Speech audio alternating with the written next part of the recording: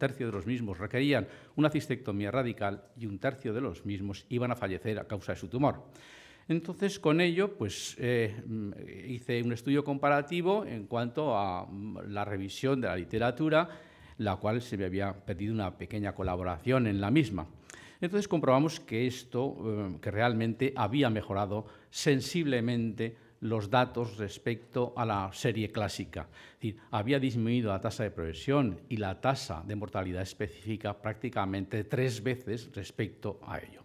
Es cierto que esto no entra dentro de los parámetros de la bioestadística, pero sí que es cierto que es orientador, ya que habían muchas de estas series que tenían seguimientos a 5 y a 10 años. Entonces, la siguiente pregunta era ¿por qué había ocurrido esto? Nosotros planteamos que podía ser porque habíamos mejorado nuestras técnicas quirúrgicas o bien porque los tratamientos adyuvantes, en este caso el tratamiento estándar de la BCG, pues habíamos conseguido optimizarlo, o bien porque habían surgido nuevas alternativas terapéuticas que fueran eficaces tanto en primera como en segunda línea. Y por último, nos planteamos si a tenor de los factores pronósticos que se habían identificado, éramos capaces de optimar el tratamiento de rescate con la cistectomía radical. Respecto a la calidad de la resección taxuretal, bueno, nosotros la evaluamos en estos parámetros, una evaluación objetiva, que es el porcentaje de muestras que tienen la presencia del detrusor o bien el tumor residual, generalmente evaluado por la resección, en 2 aspectos, el tumor residual en sí o márgenes y el infrastadiaje, es decir, pacientes que pensábamos que era un T1, pero que realmente el patólogo nos dice que era T2.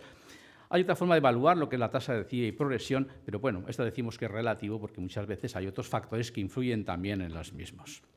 Respecto a la técnica quirúrgica, tomamos como punto de referencia este metaanálisis en el cual incluye pacientes que todos habían sufrido una resección taxuretral entre el 4º a 6ª semana, que es lo que mejor nos evalúa los 2 aspectos que queríamos valorar, el tumor residual un 31%, el infrastadiaje un 9% y la ausencia de músculo detrusor, que estaba entre un 23 o un 24%.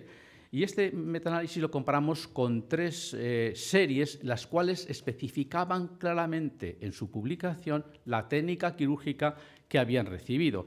Eran estas 3 series y, como veis, ha disminuido considerablemente la tasa de el tumor residual, la ausencia de músculo detrusor y el infrastadiaje.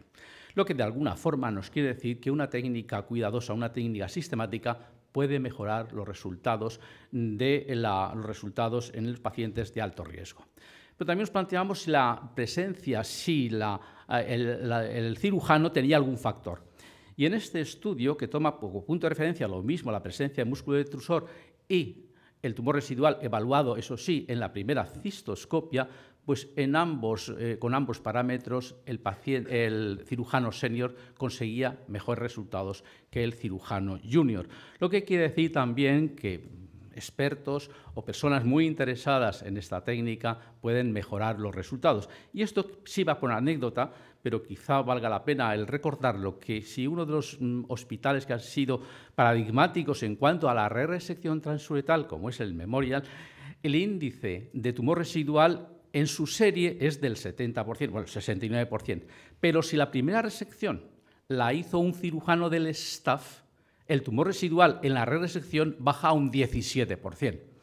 Lo que quiere decir que tanto la calidad de la técnica como la experiencia del cirujano es un factor importante para mejorar los resultados en pacientes de alto riesgo.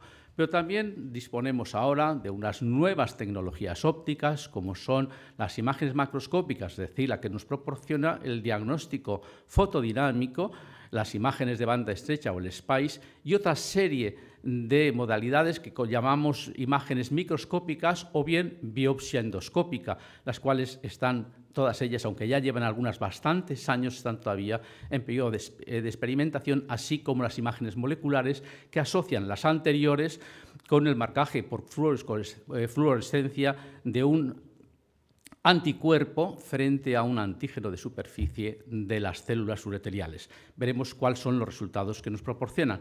De la misma forma que también ha aparecido recientemente la resonancia o la cistoscopia multiparamétrica con resonancia, que también, bueno, pues veremos qué datos nos van a aportar.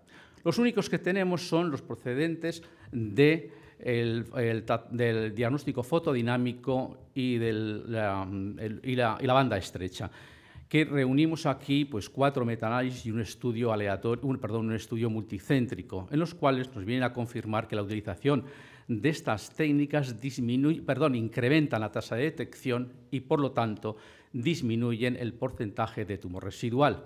Pero además esto tiene un impacto positivo en la disminución de la tasa de recidiva en estos estudios, tanto con luz azul como con la banda estrecha. Respecto a la progresión, bueno, pues en el metaanálisis también hubo una disminución de la tasa de progresión en los pacientes que habían sido evaluados con luz azul, pero quizá lo más interesante es el estudio europeo en fase 3, que viene a confirmar que la luz azul pues es posible que disminuya la tasa de progresión de la enfermedad. No podemos decir lo mismo del estudio con banda estrecha, ya que todavía no se disponen de datos respecto al único estudio que tenemos noticia que está llevándose a cabo en fase 3. Decíamos que la presencia del músculo es un factor importante en cuanto a evaluar la calidad de la resección transuretral y, en efecto, en esta serie, aquellos pacientes que en su muestra, en su espécimen, estaba la presencia del músculo detrusor, tenían una tasa inferior tanto de tumor residual como de infraestadiaje, especialmente de infraestadiaje. Y lo que quizás sea más importante es que tenía una repercusión positiva tanto en la tasa de recidiva como en la tasa de progresión en el análisis uni y el análisis multivariado. Por lo tanto, la presencia de músculo que ofrecemos al patólogo es un hecho importante y que debemos de tener en cuenta porque los resultados, como vemos a este nivel, son positivos en cuanto a las tasas de supervivencia, de progresión y de recidiva. Quizá el paradigma es llevar a cabo una re-resección transuretral. Bien, pues en este metaanálisis nos viene a decir que en pacientes CEA tiene una elevada tasa de tumor residual, pero prácticamente despreciable una tasa de sobreestadio. Pero, por otra parte, la muestra no es representativa. Únicamente un 7% de los pacientes sufrieron esa re-resección, lo que significa que es un sesgo de selección probablemente en favor de aquellos pacientes o que el cirujano pensaba que había quedado tumor residual o bien eran tumores múltiples o muy extensos. De ahí que no es valorable ni siquiera la tasa que aquí se aporta de tumor residual. Por contra, en los T1, con una realización en el 46 o el 45% de los pacientes sí que es una muestra representativa y nos encontramos con una tasa de tumor residual del 51% y un sobreestadio importante del 8%. Por lo tanto, la indicación en pacientes de alto riesgo T1 de una re-resección transuretral es algo que de momento no podemos cuestionar, porque además en este estudio en fase 3 y además con largo seguimiento muestra una disminución significativa tanto de la recidiva como de la progresión de la enfermedad. Por lo tanto, es claro que no solamente porque nos informa acerca del tumor residual y acerca de la posibilidad de un infraestadiaje, sino por los resultados prácticos en términos de supervivencia libre de recidiva y libre de progresión son importantes. Pero no cabe duda de que la resección transuretral es un segundo procedimiento quirúrgico, no exento de complicaciones y, por supuesto, que el paciente tiene que volver al quirófano con sus gastos correspondientes y sus problemas. De ahí que surgió esta técnica, la técnica de resección en bloque, que, como ven en la parte izquierda de la diapositiva, ofrece al patólogo unas muestras excepcionales, tanto macroscópicas como microscópicas. Yo, que tengo muy poca idea o nada de anatomía patológica, pues veo claramente las tres capas del urotelio. Pero bien, cuando se hace un estudio, este es un estudio aleatorio comparando resección en bloque y resección transuretral convencional, no mejora la tasa de recidivas ni a corto, ni a medio, ni a largo plazo. De ahí que, bueno, es una técnica a tener en cuenta, pero que realmente no aporta nada positivo en el endpoint fundamental, como es en este caso la tasa de recidivas. Y ahora nos planteamos si es que hemos mejorado en los tratamientos adyuvantes. No cabe duda que la BCG es el tratamiento estándar de momento en este tipo de tumores. ¿Y qué es lo que nos aporta? Nosotros hemos traído este metaanálisis en el cual incluye datos individuales del paciente, que hemos visto esta mañana, pues realmente la pregunta iba dirigida en este sentido, pues son los que tienen mayor valor en la evaluación del metaanálisis. Pues ¿qué nos dice?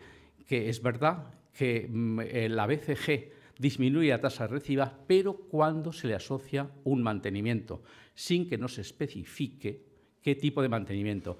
Pero, sin embargo, a largo plazo, la tasa de progresión no se ve mejorada, sino igualada. Es decir, que lo único que podemos decir es que la BCG retrasa la tasa de progresión, pero no tiene un impacto positivo sobre el mismo. Y al margen de ello, lo que todos sabíamos es que es más tóxica que el elemento comparativo, en este caso, la mitomicina.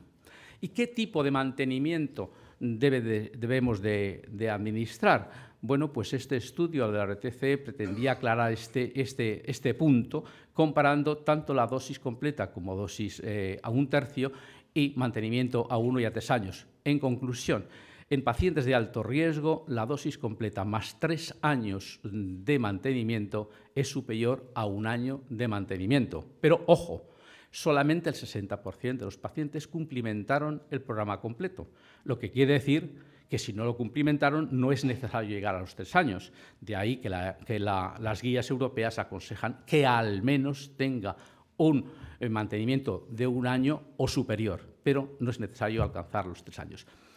Bien, de todo esto, en ningún momento hemos visto que este tipo de tratamiento haya mejorado la supervivencia, sino que es el tratamiento estándar que todos disponemos y no tenemos datos ver que realmente superen a la serie anterior, también la serie de Cookson que hemos presentado inicialmente, que los pacientes estaban tratados con BCG. Por razones que todos conocemos, sobre todo pues la disminución de la falta de BCG, pues han surgido unas nuevas alternativas terapéuticas que pues quizá valga la pena analizarlas para saber en qué territorio nos movemos. En este estudio aleatorio, comparando la hipertermia más mitomicina frente a la BCG, nos viene a demostrar que la hipertermia más mitomicina fue significativamente superior en disminución de recidiva a la BCG, pero solamente en pacientes en análisis por protocolo, no en intención de tratar, lo que nos viene a decir que al menos la hipertermia más mitomicina es igual o superior, pero al menos igual que la BCG. La toxicidad pues es elevada, pero con un perfil diferente a la BCG y por lo tanto es difícil compararlo. Otro estudio aleatorio fue utilizar la mitomicina con iontoferesis, pero aquí con tratamiento alternante con BCG, lo que no es una alternativa real a la BCG. Pero bueno, lo interesante de este estudio es que el tratamiento alternante de mitomicina con iontoferesis más BCG fue significativamente superior en disminuir la recidiva, la progresión, la mortalidad global y la mortalidad específica comparado con la BCG. Desgraciadamente, este estudio es único y esto sería conveniente el reproducirlo porque, claro, un estudio único no es suficiente como para categóricamente decir que este esquema es superior a la BCG. Bueno, lo he traído a colación porque siempre hemos dicho que la instilación perioperatoria en los pacientes de alto riesgo no tenía ninguna eficacia. Es cierto, todos los estudios que aquí se constatan son estudios aleatorios que ninguno alcanzó la significación estadística respecto a la BCG, pero realmente todos eran mejor. Y cuando se hace este metaanálisis resulta que la instilación preoperatoria seguida de BCG es superior a la BCG exclusivamente.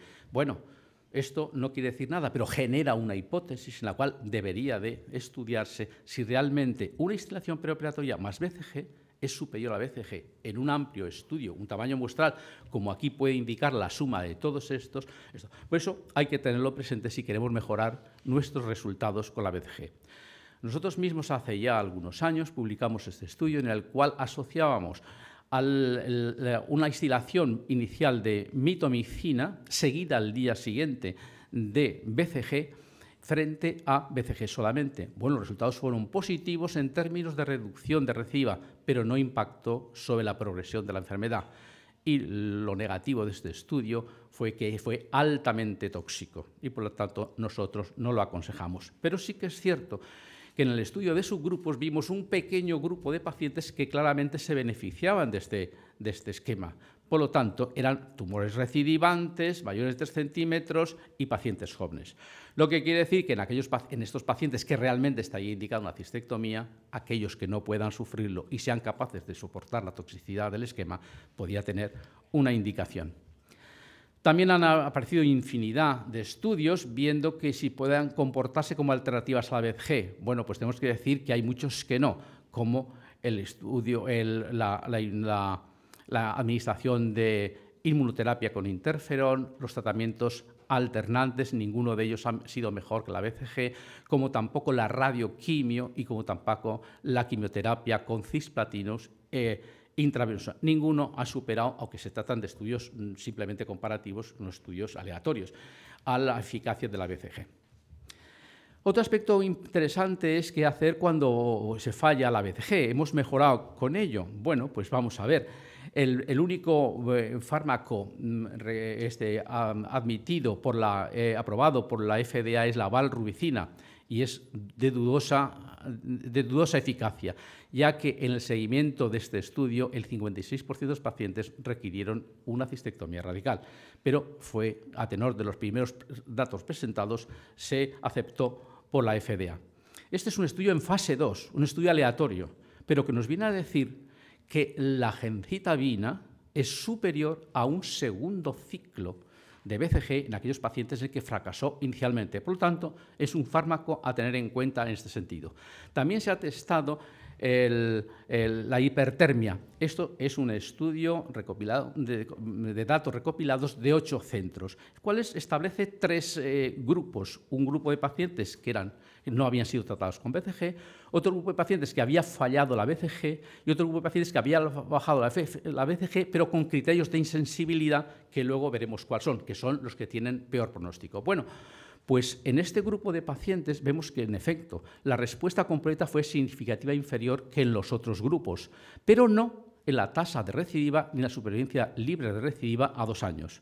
Por otra parte, cuando se evalúa la necesidad de una cistectomía, sí que es verdad que tiene mayor necesidad de cistectomía los pacientes insensibles a la BCG, pero solamente un 29%, mientras que con la valrubicina era un 50 y tantos %.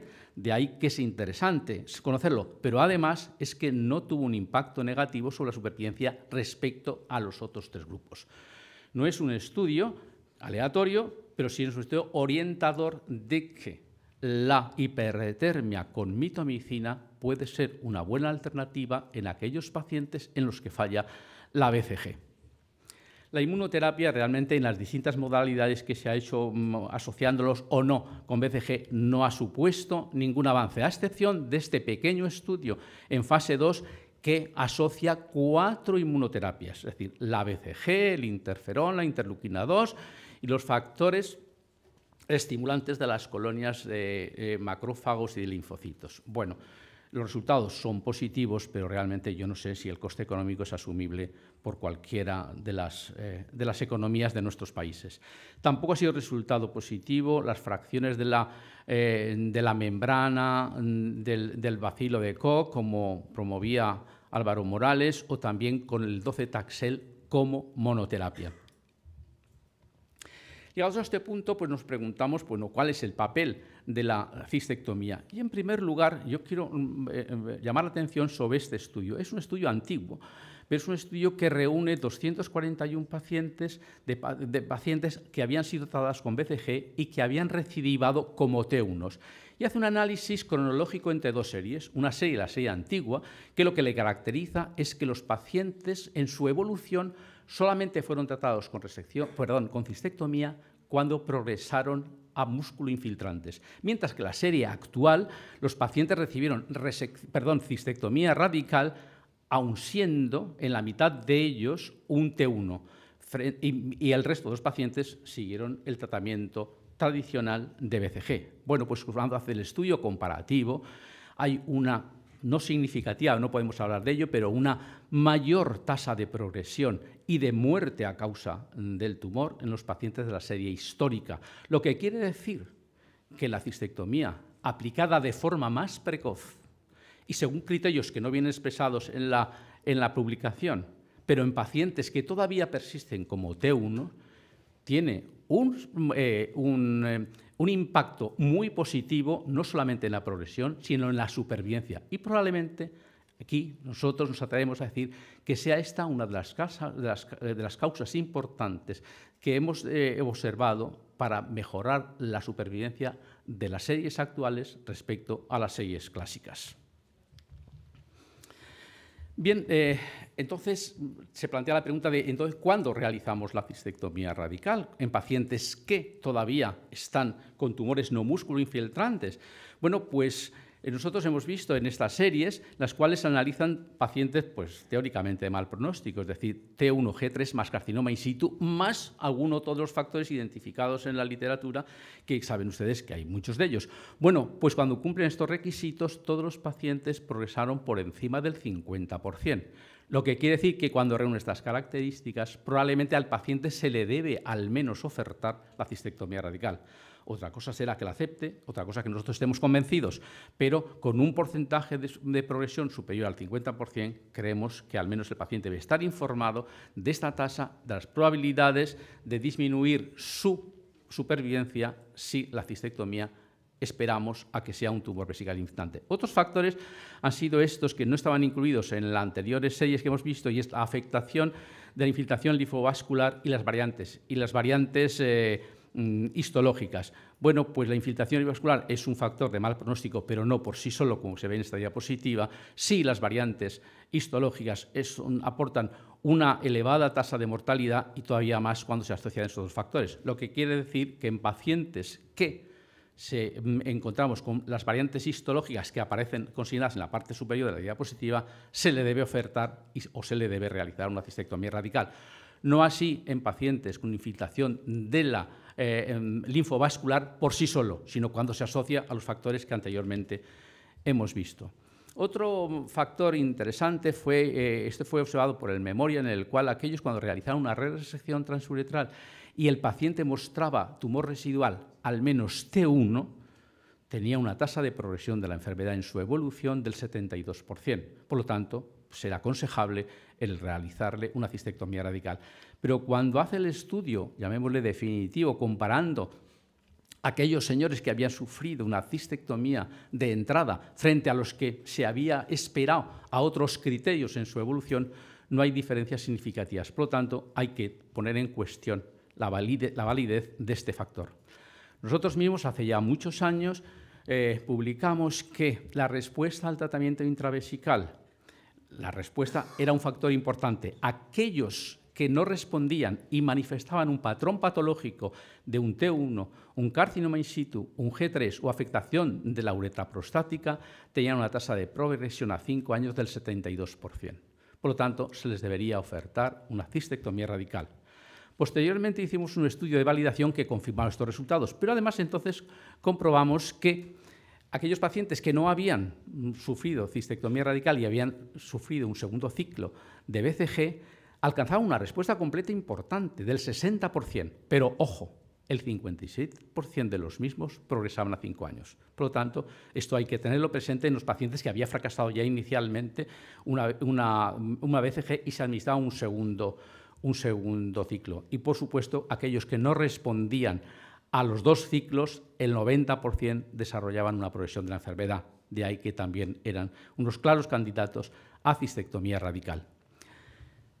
Bueno, pues hemos visto todo esto, hemos visto algunas aproximaciones a lo que queríamos decir, pero ¿qué nos espera el futuro?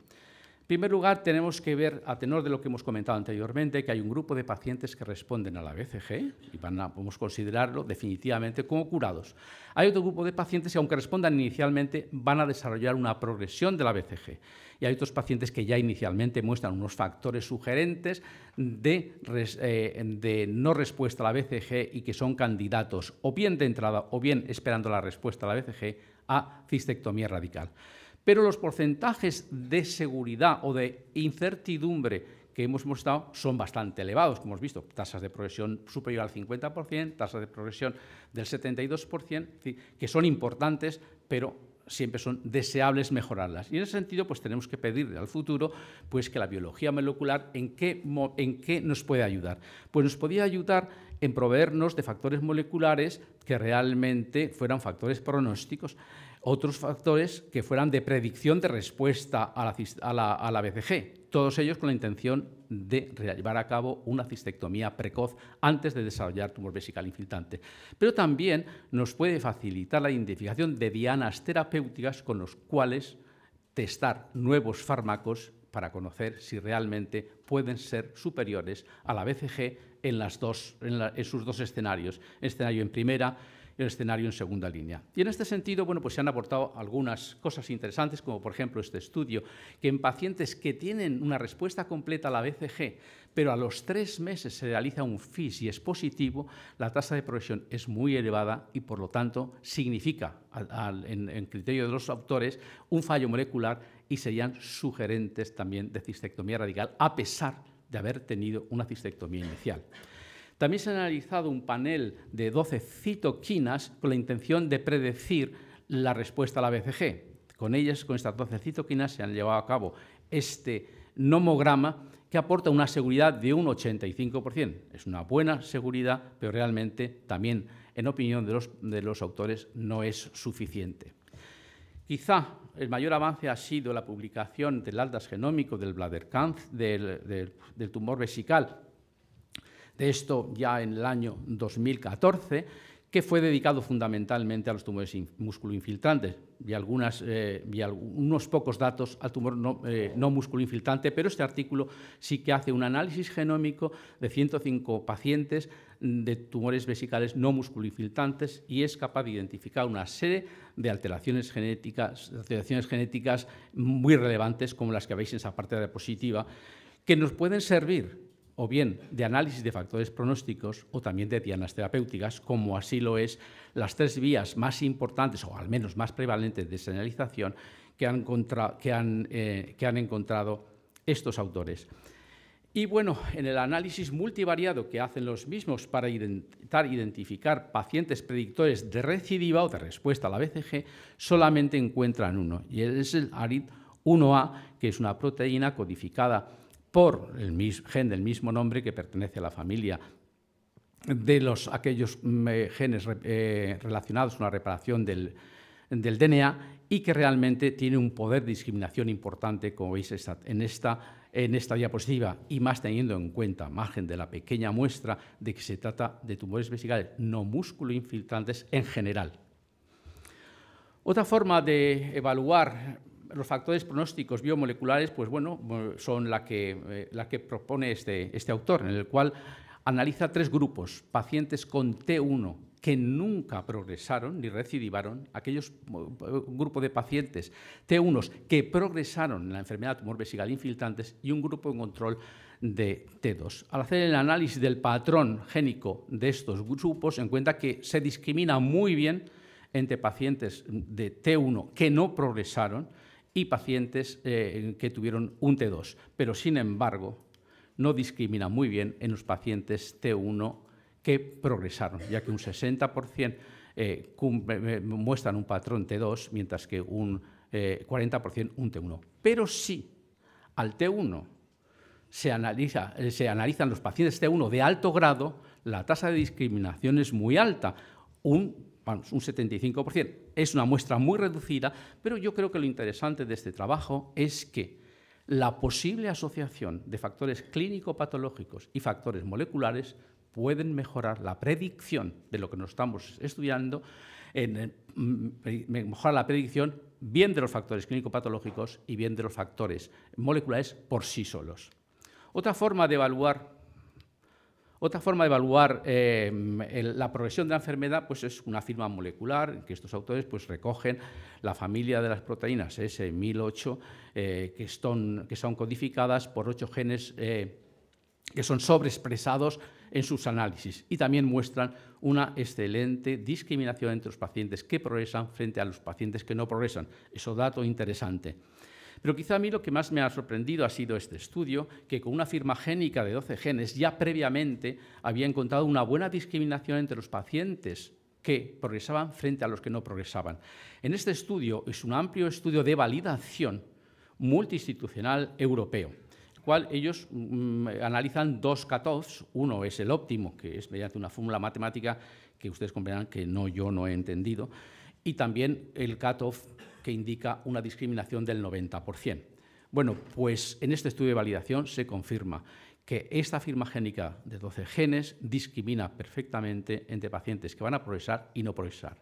Pero cuando se estratifica por grupos de riesgo, la capacidad discriminatoria de la firma génica es muy superior en los pacientes de alto riesgo.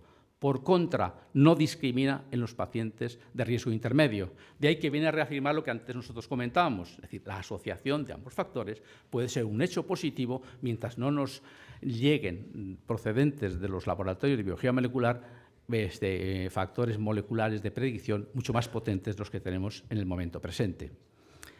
Este estudio también analiza los subtipos moleculares que este autor pues identifica con una firma génica de 18 genes y discrimina entre subtipo molecular basal frente al diferenciado, que al fin y al cabo se corresponde con los subtipos moleculares que habían encontrado en los tumores vesicales músculo-infiltrantes, basal, luminar, etc. Pero este señor solamente discrimina entre 2 de ellos, pero es que además es útil en la predicción de la progresión. Pero a nosotros nos interesa en este caso otra cosa distinta, y es como hay un solapamiento entre los patrones génicos de ambos, de la estirpe basal y diferenciado, ellos hacen un análisis de enriquecimiento genético para identificar algunos genes que no se habían identificado previamente sobreexpresados, y encuentra que hay una serie de genes relacionados con la respuesta inmune, y especialmente 2, aquellos que codifican la proteína CTL4 y el PDL1, lo que nos viene a decir que realmente se podían utilizar estos como dianas terapéuticas en los tumores vesicales no musculoinfiltrantes. También nos preguntamos si esto tenía un valor pronóstico. Bueno, pues en este estudio sí que aparta un valor pronóstico. Aquellos pacientes que recidivaron y expresaron un PDL1 positivo tienen un mucho peor pronóstico que aquellos pacientes que no lo evaluaron. Esto se evaluó en la infiltración basal linfocitaria, no en tumor inicial. Pero, por contra, este estudio nos dice lo contrario, eso sí, evaluado en el tumor primitivo, lo que quiere decir que estamos un poco todavía lejos de utilizar, al menos en tumores vesicales no músculo-infiltrantes, el PDL1 como factor pronóstico. En suma, hemos visto que la biología molecular nos está proveyendo de una serie de factores de predicción y una serie de factores pronósticos interesantes solos, pero fundamentalmente combinados con factores clínico-patológicos. Y por otra parte, también nos está facilitando dianas terapéuticas, pero nos hacía falta algo donde testar estas dianas terapéuticas, ya que la FDA no consideraba oportuno realizar estudios aleatorios porque todos los grupos tenían sus tratamientos estándar. Bueno, basándose en esta clasificación del fallo del PSA, del fallo a la BCG, se hizo una modificación actual en lo que se llama tumores insensibles a la BCG, que vienen descritos en esta parte de la diapositiva. Esto fue basado en los datos que hemos presentado anteriormente y otros muchos más, y en esta presentación, que fue la que acabó de tipificar, discriminando entre pacientes tumores papilares y tumores con carcinoma in situ, cuáles serían aquellos insensibles a la BCG y, por lo tanto, serían candidatos oficiales a recibir una cistectomía radical, eliminando todo lo que anteriormente, factores que hemos dicho nosotros anteriormente. Bueno, pues bien, esto ha sido aceptado por la FDA y, bueno, en este nuevo algoritmo que se presenta que no voy a insistir en él, por lo que sí me interesa es los pacientes insensibles a la BCG, que son candidatos a cistectomía radical, pero muchos de ellos, o bien por sus condiciones biológicas, de su comorbilidad, o bien porque rechazan la cistectomía, sería el sustrato ideal para testar estas nuevas moléculas. Así lo ha asumido la FDA y ha impuesto estos criterios para los ensayos clínicos. Claro, hecho la ley, pues echa la trampa. Y lo que hacen los autores es que hacen un pequeño estudio en fase 2 y prácticamente casi simultáneamente, si tienen unos resultados medianamente aceptables, pues desarrollan un estudio en fase 3. Estudios en fase 3, bueno, aquí lo siento mucho, pero esta se me ha colado. Esta la he repetido involuntariamente. Bien, y aquí presento pues, los nuevos estudios, muchos de ellos, habrá muchos más, en los cuales pues, incluyen pues, tanto la quimioterapia asociada como las nuevas inmunoterapias con los inhibidores del PDL1, nuevas citoquinas, etcétera. primeros resultados iniciales positivos del pembro en tumores vesicales no músculo o no músculo infiltrantes, ya que aunque las tasas de respuesta no son no son mantenidas durante el tiempo, pero sí que ninguno de los pacientes ha progresado, por lo tanto es un dato muy interesante. Bueno, y otras nuevas y muchos